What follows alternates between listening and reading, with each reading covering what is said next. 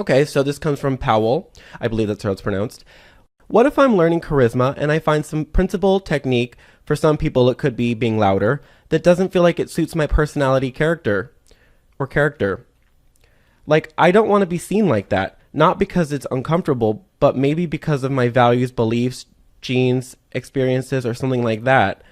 And what's more, sometimes I bother that I can learn a habit that won't fit my nature, and I won't feel good about myself because of it. Mm-hmm. That is your choice, sir. You don't have to change anything. Yeah. Well, I think that there is more than one way to be charismatic, for sure. But what the advice that I gave earlier, the try the puppy, I think is the best here, which is you're not stuck. Yeah. If you do something that doesn't fit your nature and you go out and you get amazing results from the people in your life, but you go, this isn't me, guess what? You can just be different back to the way that you were tomorrow. Well, my thing, I almost go with the flip side of like, you don't have to change anything. Mm-hmm. I would never say that the entire population has to be charismatic.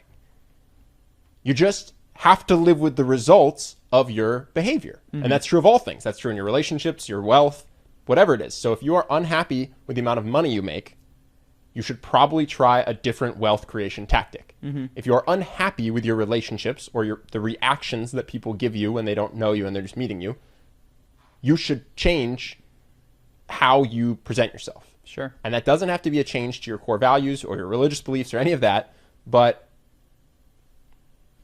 just live with the results of your behavior. And if you don't like your results, then change your behavior. Yes. Now, and well, here's what I will say. In an attempt to rather than just go, well, forget it, you're not ready. No, that's not what I'm saying. I'm just saying I wasn't always loud. Mm-hmm. I also didn't always get great receptions from people that I was meeting for the first time. People not dislike me, but just was like, oh yeah, that's just a guy. Here's what you found, is that what is natural and what you think is natural and core to you, or what you thought at age 20, turned out not to be natural and core to you. No, it's just a habit. What's funny is it's all just habits you've already accidentally accrued. Exactly. So my philosophy is you might as well purposefully accrue some habits that get you a life that you like. Sure. Because I wasn't born sarcastic. I didn't come out of the womb a dick. Mm-hmm. But through my early childhood, I acquired a sarcastic sense of humor, probably because I was pretty unattractive and quite small and I felt insecure. Mm-hmm. That said, at some point in my life, I got some pretty aggressive feedback from my friend group that was, hey, you're a sarcastic dick and we don't like it. Mm-hmm. And at that point, I had to make a choice. And it was tough. I sat in your car and I remember talking to you about it and saying, I feel like sarcasm is core to who I am. Mm-hmm. I feel like that is who I am. And I would be betraying inside. myself to change. Yeah. I remember it vividly. And that is how I felt. But I went, at the same time, I don't love that all these people dislike me. And I don't feel like I have a great group of friends, and I don't feel like the leader of my friend group by any means. I will try a different tactic. Mm-hmm. And turns out that what I thought was core to my being was actually just a habit I picked up at a young age. Yeah, So, I think that's the most...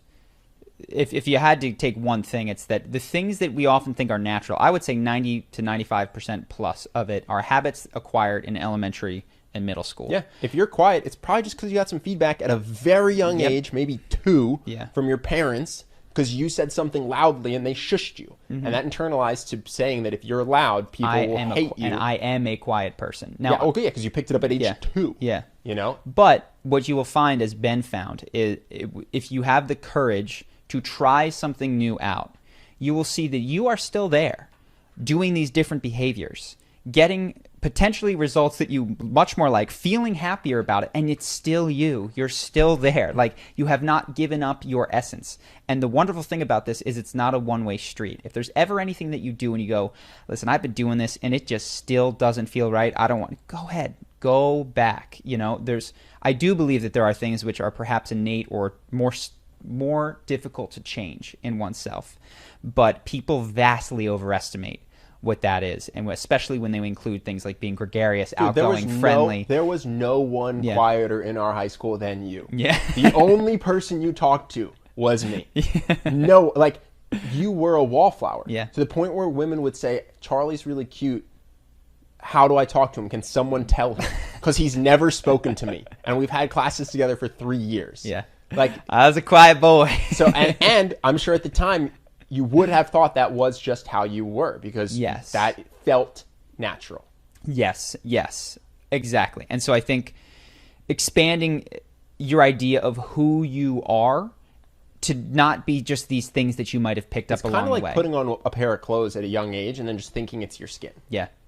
And then especially if you don't get to shower and then it gets stinky and you go, but this is me. It's like, no, you can like... Yeah, weirdly enough, you can just strip it away, shower, and put on new clothes.